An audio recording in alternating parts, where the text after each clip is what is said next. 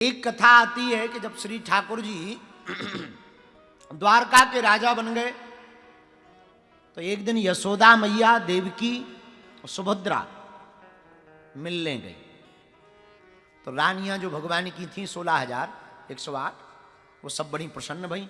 सासू माँ आई तो बड़ा स्वागत किया, प्रणाम किया, विराजमान करवाया। 2-3 दिन तक जब बीत गए तो रानियों ने, जो रानियां थी 16,108, उसमें 8 पट रानियां थी। रुक्मणी, सत्यभामा, मित्रविंदा, लक्ष्मणा, भद्रा, ये सब भगवान की पट रानियां हैं। तो ठाकुर जी और दाऊ भैया तो बाहर, अब राजा थे तो कामकाज रहता था खूब। तो रानियों ने कहा कि हमने सुना कि ठाकुर जी की लीलाएं बड़ी अद्भुत थी बचपन की, हमें सुनाओ। यशोदा मैया बोली हम सुना नहीं सकते। क्यों? बोले अगर हमने यह कथा बाल लीला की, वृंदावन की सुनाई और कहीं धोखे से ठाकुर जी ने सुन ली तो रानियों, बेटियों, बहुओं, एक बात तय है, ठाकुर जी एक क्षण बिना विलंब किए आज ही वृंदावन वापस लौट जाएंगे। आज ही वापस लौट जाएंगे, एक क्षण बिना विलंब किए। इसलिए हम ये कथा नहीं सुना सकते, वो बातें नहीं सुना सकते, वो ब्रज का प्रेम नहीं सुना सकते। तो रानियां बोली आप चिंता मत करो, सुनना तो हमें है माता जी, सुनना तो है, चाहे जो हो जाए, दरवाजा बंद कर दो। यशोदा मैया बोली वो राजा है हमाओ लाला, छोरा हमाओ राजा है, वहां को कौन दरवाजे में बंद करे, कौन न आने देवे, भाई की खटिया खड़ी हो जाएगी। तो एक प्लान बनाया। बोले क्या? बोले एक काम करते हैं, सुभद्रा जी को दरवाजे पे लगा देते, ये दरवाजे पर रखवाली करेंगी, एंट्री नहीं देंगी, कह देंगे कोई जरूरी मीटिंग चल रही। और सुभद्रा जी की बात दाऊ भैया भी मान जाएंगे और ठाकुर जी भी मान जाएंगे। हाँ ये बढ़िया है। दरवाजे पे सुभद्रा जी को खड़ा कर दिया। अब यशोदा मैया ठाकुर जी की मधुर मधुर बाल लीलाओं को सुनाने लगी। आहा, वो ब्रज की लीलाएं, वो यमुना का किनारा, वो बंसीबट, वो गोवर्धन की लीला, वो अघासुर बकासुर का मारना, वो पूतना का उद्धार करना, तृणावर्त का उद्धार करना, वो ब्रजांगनाओं पर कृपा करना, वो नंद बाबा को वरुण देव से छुड़ा कर लाना, वो 7 दिन तक गोवर्धन पर्वत को धारण करना, वो बंसी का बजाना, वो गोपियों के प्रति स्नेहत्व प्रकट करना, वो मां के हाथ से मक्खन खाना। एक एक लीला को यशोदा मैया सुनाने लगी और ज्यों सुना में सोई आंखें बंद हो गई और इतनी डूब गई कि रानियों को भी खबर नहीं रहा। वो भी सब आंख बंद करके एकदम देख रही हैं। जो जो यशोदा मैया बोलती जा रही वो आंख बंद करके एकदम देख रही। उधर दरवाजे पर खड़ी सुभद्रा जी को भी नहीं रहा गया। माधुर्य लीला का श्रवण करके, माधुर्य लीला का आस्वादन करके सुभद्रा जी भी तन्मयता के साथ डूब गई। इतने में मध्य में ही श्री ठाकुर जी और दाऊ भैया, और मैया को अपनी मधुर मधुर बाल लीलाओं को सुनकर, इतनी भाव विभोर देखकर ठाकुर जी और दाऊ भैया भी वहीं पर खड़े रह गए। और भैया रोकने वाले थे पर दोनों हाथ ऐसे ही रह गए, दाऊ भैया के और ठाकुर जी के, उधर सुभद्रा जी के। और तीनों कथा सुनते सुनते पिघलने लगे, शरीर पिघलने लगा। और जब शरीर पिघलने लगा तो पिघलते पिघलते तीनों का स्वरूप इतना बचा। इतने में नारद जी आ गए और नारद जी चिल्लाए अरे मैया ये क्या कर रही है तू? और जहां आंखें खोली तो देखा ठाकुर जी के दोनों हाथ ऐसे हैं और पिघलते जा रहे हैं। सुभद्रा बहना के दोनों हाथ ऐसे हैं, पिघलते जा रहे हैं। उस स्वरूप को देख करके नारद जी महाराज अद्भुत रह गए।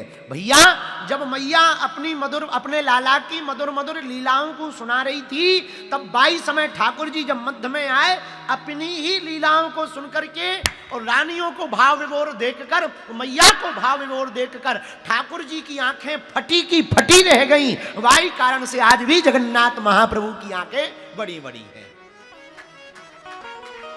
अब तीनों से कहा आप तीनों विराजमान हो, ये स्वरूप आज तक काऊ ने नहीं देखा। नारद जी बोले सरकार ये स्वरूप आज तक काऊ ने तुम्हारा नहीं देखा, हम तो यही स्वरूप के दर्शन करना चाहें। तब भगवान ने नारद जी को कहा कि जाओ, हम तुमको आशीर्वाद देते हैं, इसी स्वरूप में नीलांचल पर्वत के मध्य में जगन्नाथपुरी में भगवान जगन्नाथ के रूप में हम विराजमान होंगे। हम आपको प्रार्थना करना चाहते, रंग का बड़ा खेल है। एक आदमी जिंदगी में भगवत भक्त आ जाए, वो जिंदगी को रंगीन कर देता है, जीवन जीने का ढंग बदल देता है। भक्तमाल का एक चरित्र है, एक सेनापति हुए अंगद। हमको बड़ी याद आती उनकी कथा।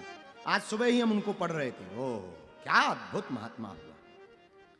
एक भक्त हुए अंगद जी, भक्तमाल का चरित्र। ये सेनापति थे एक राजा के यहाँ, और सेना में सेनापति का काम करते थे। खूब ठाकुर जी के भक्त नहीं थे, भगवत विमुख थे, भक्ति कभी करते ही नहीं थे, ना कभी भक्ति की, ना कभी भक्ति किसी को करने दी।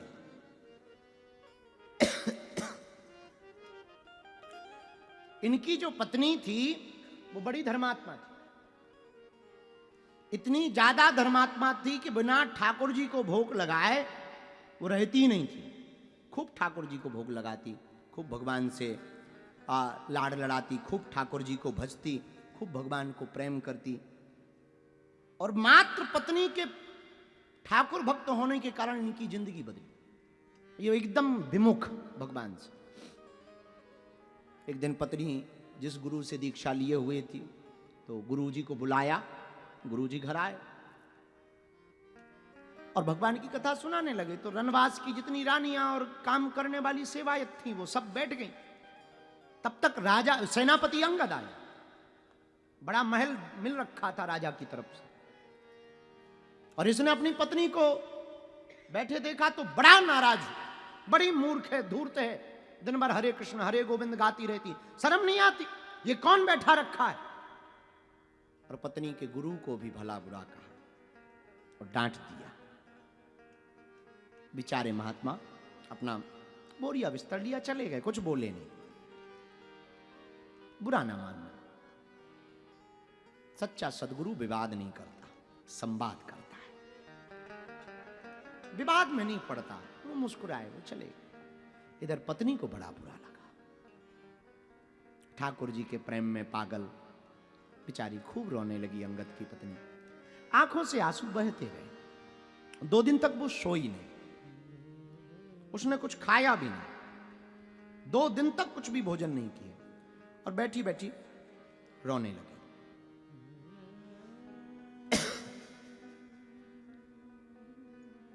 मुख नहीं दिखा न दिखाया। तो पति को बड़ा बुरा लगा। बड़ा प्रेम करता था अंगद, जो सेनापति था, वो बड़ा प्रेम करता था। तो पत्नी को खूब विनय किया, तू मान जा, हमने गुस्सा में कह दिया, ठीक है हम नहीं कहेंगे, तू अपने मन का करना। लेकिन पत्नी बोली नहीं, हम तो अपने प्राण त्याग देंगे। क्यों? जो भगवान विमुख हो, जो गुरु से विमुख हो, ऐसे समय में तो प्राण ही त्याग देने चाहिए, जीना बेकार है। हमारे गुरु का अपमान किया है, वो हम नहीं जी सकते। अब वो जानता भी नहीं था गुरु महिमा बहुत ज्यादा, तो खूब समझाया, जब नहीं माना, खूब पत्नी को समझाया, नहीं मानी, पैर पकड़ लिए इसे। 4 दिन हो गए, तुमने भोजन नहीं किया, मैं क्षमा मांगता हूं, हमें क्षमा करो। तो अंगद की पत्नी ने कहा कि मुझसे क्षमा मत मांगो, अगर मांगना ही है तो हमारे गुरुदेव से क्षमा मांगो और जाओ। गुरुजी बड़े वैष्णव थे, दूसरे गांव में चले गए, उनको क्या फर्क पड़ता, वहां कीर्तन कर रहे। सच्चे महात्माओं को कोई फर्क नहीं पड़ता। तुम्हारे अपमान या सम्मान से उनको क्या फर्क पड़ेगा, तुम्हारे आने या ना आने से गुरुओं को क्या फर्क। वो तो भगवान के रथ में रथ है, तुम आओ या जाओ, गुरु तो अपनी मस्ती में चलते। तो ये गया, प्रणाम किया, क्षमा करो, हमसे बड़ी भूल हुई है। उन्होंने कहा कोई बात नहीं, ना हमने आपसे नाराजगी की, ना हम आपको क्षमा कर सकते हैं, हमसे तो कोई तुम्हारा अपराध हुआ नहीं, तुमने कहा हम चले आए। इसने कहा कि अब आप हमें दीक्षा दो। थोड़ा सा संग पड़ा, माला डाली, मंत्र दिया, 2-4 दिन वहीं रहा, और ऐसा रंग चढ़ गया कि ये भी वापस जब आया तो वैष्णव बनकर के आया। घर पर पधरावनी की गुरुदेव की। पति पत्नी दोनों सेवा करने लगे। अंगद की पत्नी को बड़ा अच्छा लगा, भगवान की बड़ी करुणा। अब तो ये जगन्नाथ महाप्रभु का खूब भक्त हो गया। इनके गुरुजी भी जगन्नाथ जी के भगत थे, खूब भगत हो गया। अब तो जब तक जगन्नाथ जी का महाप्रसाद का किनका मुख में ना रख ले तब तक भोजन ही ना करे। संगत का बड़ा असर है।